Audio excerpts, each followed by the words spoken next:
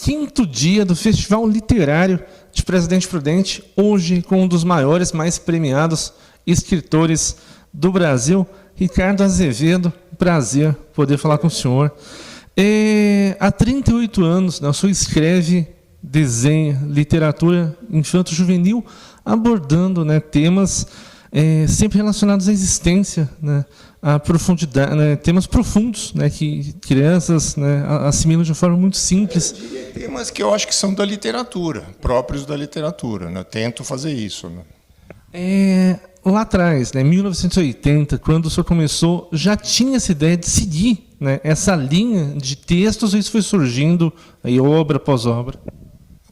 Acho que as duas coisas. Quer dizer, quando eu publiquei o primeiro livro, em 1980, eu senti que dava que aquilo poderia ser uma vida para mim, porque o fato de eu escrever e desenhar me possibilitava ilustrar, por exemplo, não só os livros meus, como livros de outros autores, porque eu estou falando de dinheiro mesmo, né? De você poder sobreviver, né?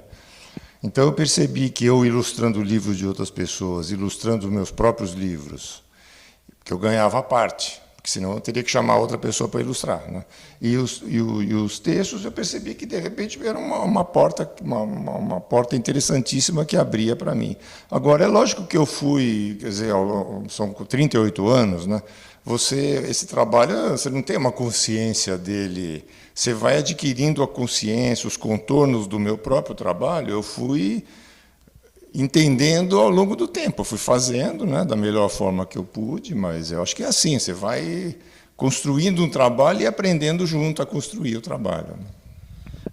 A gente tem um mundo hoje que se fala muito de tecnologia, computador, celular, muito pouco, né? Muito menos do que antigamente de livro, de escrita, né? Propriamente dito. O senhor é um dos grandes entusiastas, defensores, né? Inclusive falou hoje durante a tarde desse pensamento, da importância da pessoa saber se expressar através da escrita, né?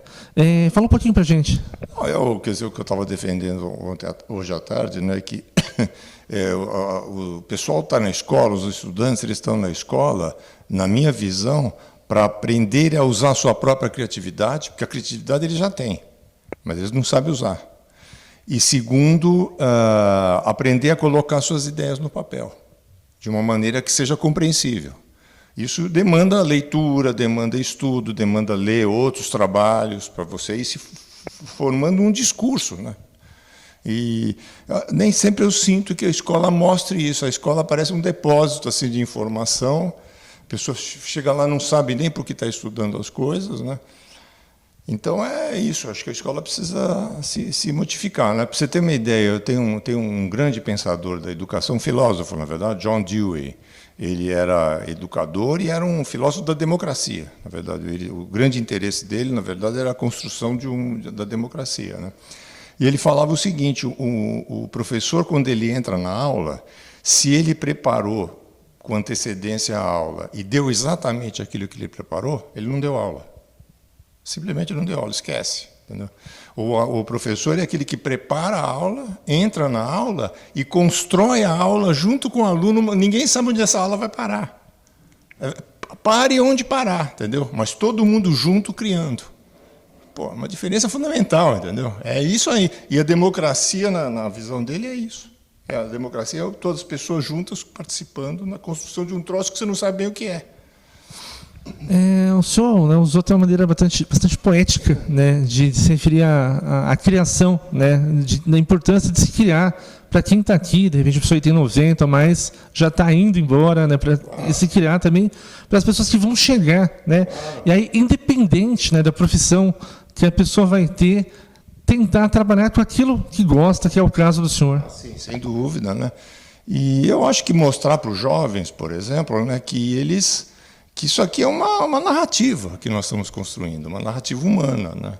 E que eles hoje são jovens, estão aqui, de repente eles vão ter filhos, né, virão outras pessoas atrás dele, que são jovens, ele vai ter. Então, eu acho que essa consciência tira um pouco do individualismo, porque o individualismo tem lados bons. Na verdade, as pessoas têm direito de desenvolver as suas potencialidades, mas não um individualismo burro como a gente vê hoje em dia, uma coisa assim alienada, a pessoa praticamente alienada, selfie, né, descolada. A palavra até é usada, né? Descolada. Pô, mas que descolado? Nós estamos aqui no Brasil, temos 1000 problemas, precisamos das pessoas com a sua inteligência para participar. Não tem nada de ser descolado agora.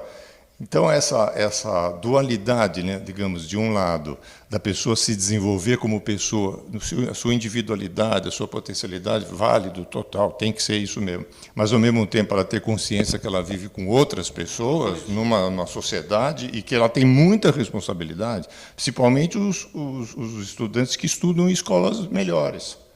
Esses têm uma responsabilidade total, porque eles são poucos no Brasil. Muito poucos, né?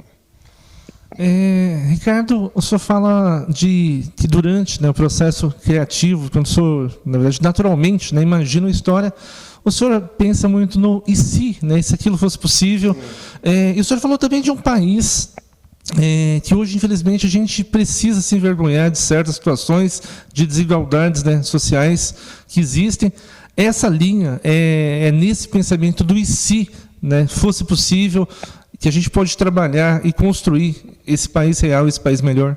Eu acho que sim, entre outras coisas, né? Quer dizer, eu acho que a escola realmente no Brasil é um lugar assim de uma importância total, porque ela tem que dar consciência para as pessoas da situação social que nós estamos. Porque você veja só, vamos supor, você abre a televisão, tem pessoas de classes altas, classes médias e altas. Não são os ricaços, mas são uma parte importantíssima, porque são os jornalistas, são os publicitários, são os professores, são uma classe média assim, né? Eles reclamando da violência. Tudo bem, tem violência, é verdade. Agora, o que eles fazem, quer dizer, de segurança, né? Por exemplo, agora, eles colocam os seus filhos em escolas particulares, eles pagam o seguro de saúde particular. Eles vivem numa vida à parte. E o resto das pessoas, a gente sabe que vivem... Tem gente no Brasil que 60% da população brasileira, ou algo do gênero, não tem água em casa, não tem esgoto. Favelas por todo lado. Eles querem o quê? Entendeu? Quer dizer, como é que você pode sonhar em ter segurança numa sociedade tão desigual? Então, eles não responsabilizar governos, as pessoas têm que participar mais, as pessoas têm que ajudar, têm que pagar mais impostos, sempre que possível pagar mais impostos, aqueles que podem, né? Não os que não podem. Não estou falando alta de imposto, estou falando as pessoas que podem. Então é isso, eu acho que é uma mudança complexa. Agora, a escola seria o território onde o jovem vai tomando consciência disso muito cedo. Seria fantástico se as escolas fossem assim. Não são. Entendeu? Com poucas exceções, né? Mas seria o lugar onde a pessoa toma consciência e começa a participar. Eu só acredito que eventos, né, como, por exemplo, que o Festival Literário, né, de Presidente Prudente, que traz, né, nomes como Ricardo Azevedo para estar próximo às pessoas, debaterem, passarem, né, esses pensamentos, são importantes. Por exemplo, o Festival, né, Literário de Presidente Prudente, a gente está vindo aí com mais de 20 cidades, devem passar, né, até domingo aí, 50 mil pessoas. A gente não está sozinho nessa luta, então. É possível acreditar. Eu acho que esse tipo de evento é muito importante, né? Todo evento cultural onde haja uma discussão, onde a pessoa tente explicar para a plateia, né, o que é a literatura, ou a relação entre a literatura e a sociedade, ou as discussões políticas da própria sociedade. De repente, por que não, numa feira cultural, trazer pessoas que falem das políticas culturais que são feitas e os problemas que tem? Aqui é o lugar para se discutir tudo isso, né? E a gente precisa discutir muito, porque nós estamos neste país aqui. Nesse aqui, não é em outro lugar, né? Às vezes eu vejo as pessoas dando uns exemplos assim, não, porque na Finlândia, porque não sei aonde, eu falo, pô, como? Não, tem 5 milhões de habitantes, pô.